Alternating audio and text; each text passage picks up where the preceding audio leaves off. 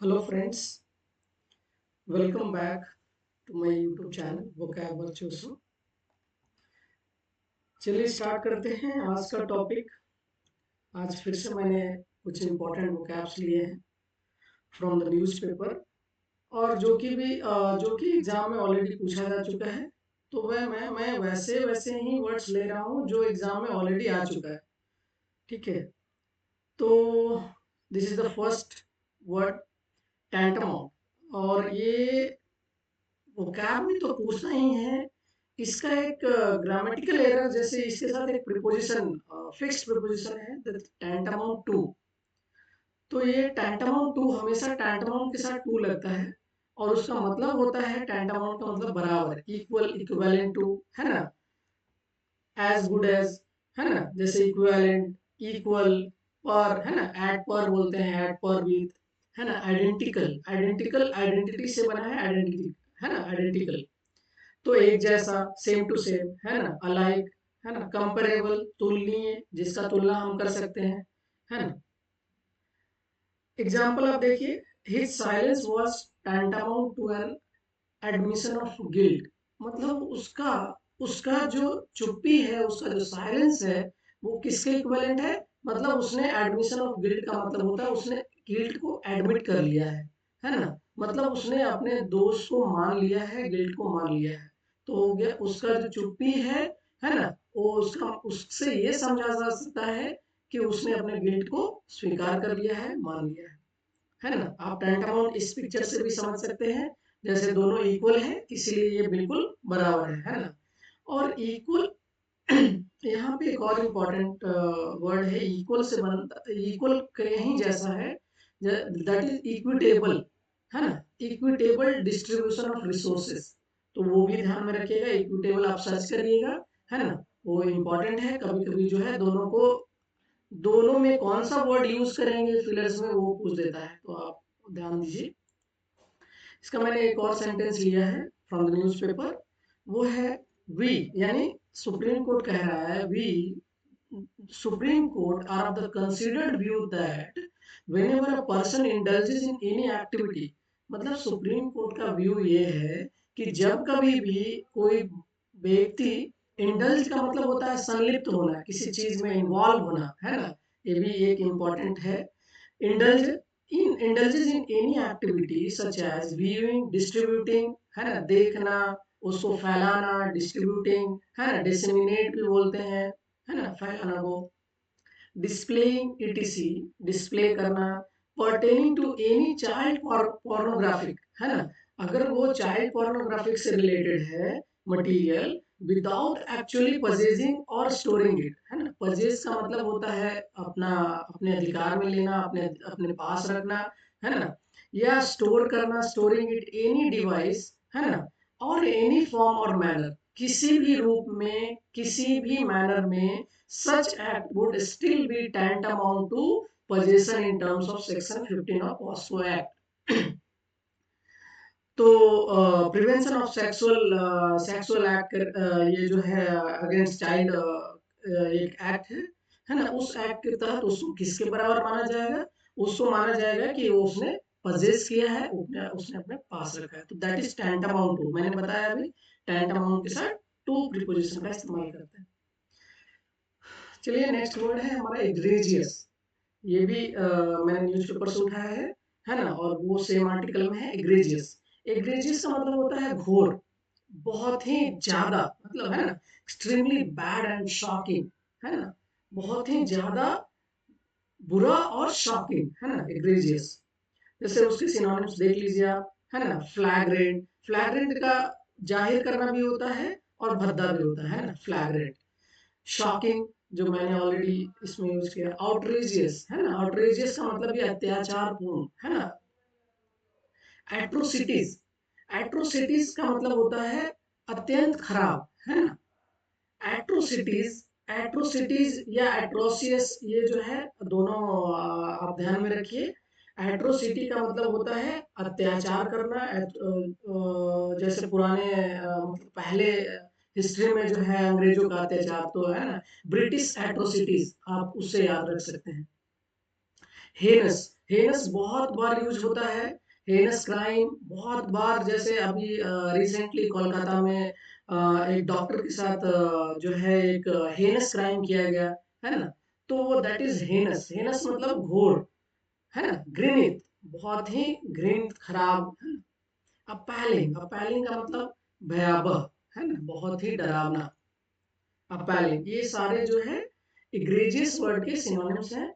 और एग्जांपल आप देख सकते हैं, the CEO's egregious misuse of company funds, है ना। एम्बेजलमेंट, इसको एम्बेजलमेंट भी कई बार एग्जाम में आया हुआ है। एम्बेजलमेंट मतलब धन का गबन करना, है ना। तो egregious misuse of company funds led to his dismissal, मतलब सीईओ ने क्या किया, वो फंड्स का मतलब बहुत ही ज्यादा एक्सट्रीमली बैड तरीके से यूज किया, है ना। तो उसके उससे क्या हुआ, उसको जो है डिसमिस कर दिया है ना। CEO's egregious misuse of companies funds led to dismissal. Next word है डेवियस। ये भी अगेन मैंने न्यूज़पेपर से उठाया है ना। डेवियस, डेवियस भी इंपॉर्टेंट वर्ड है। इसका मतलब होता है कुटिल, चालाक, है ना, Davies.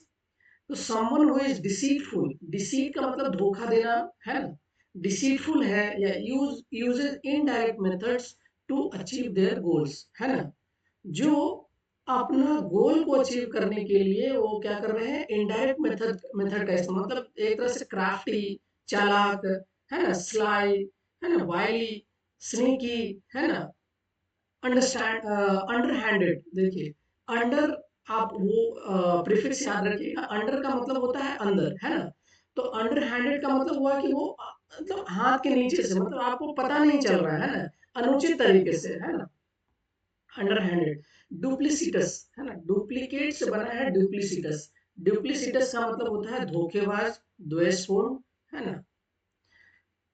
For example, his devious plan to manipulate, manipulate का मतलब होता है मैनिपुलेट करना, है ना।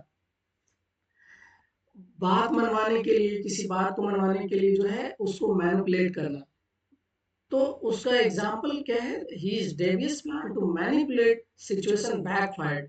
बैकफायर का मतलब क्या हुआ, अगेन बैक का मतलब याद रखिए, फायर का मतलब पता ही है ना। तो बैक का मतलब होता है पीछे।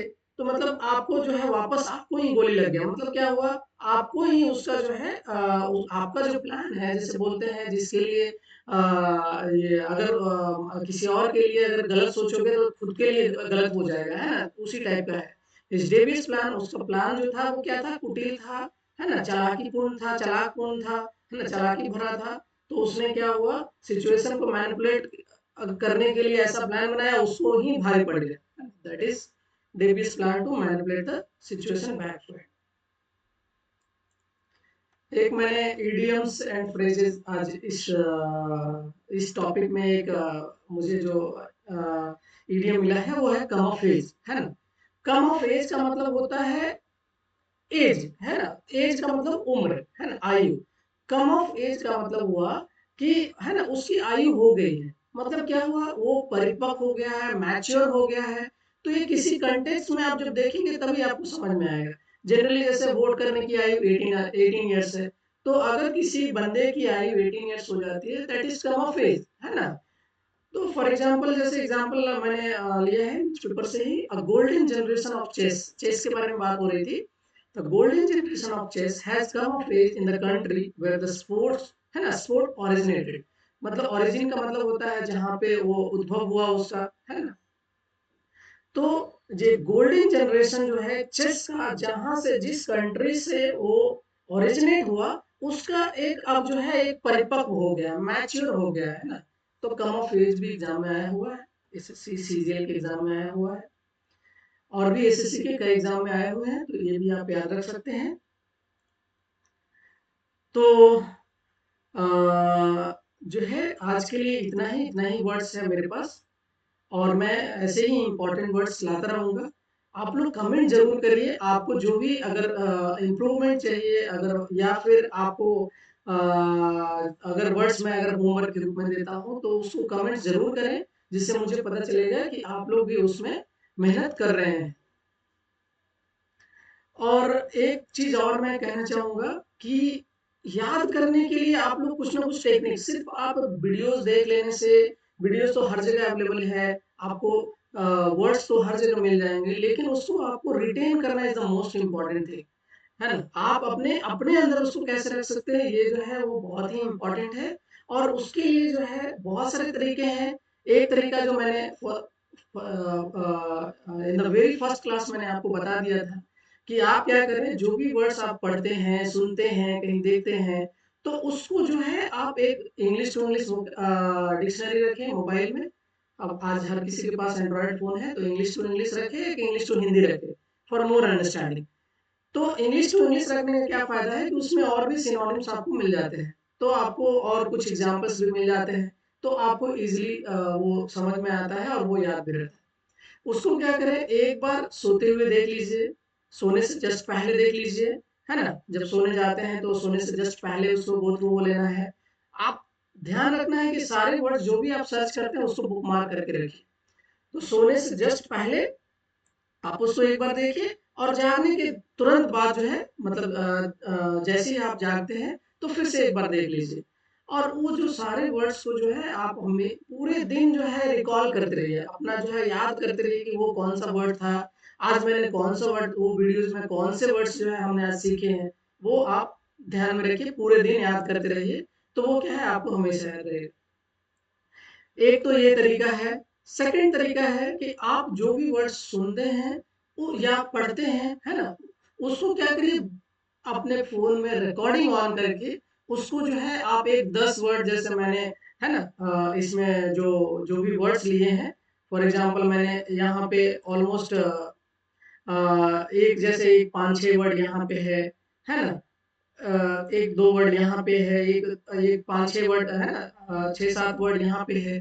तो एक वो कुल मिला के 15-20, 15 से 20 वर्ड्स मैं आपको ऑलमोस्ट डेली प्रोवाइड कर रहा हूँ। तो वो वर्ड्स को क्या करिए, आप जो है उस वर्ड्स को बोल-बोल करके रिकॉर्ड कर लीजिए।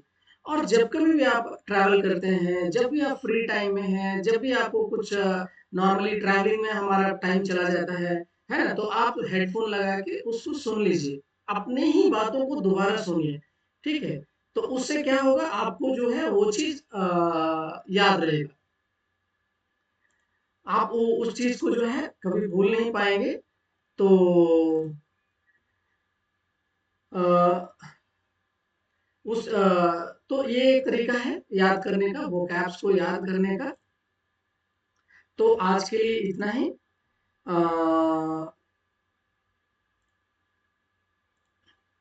आज के लिए इतना ही। आप जो है ये सारे वर्ड्स याद रखिए, कमेंट ज़रूर करें।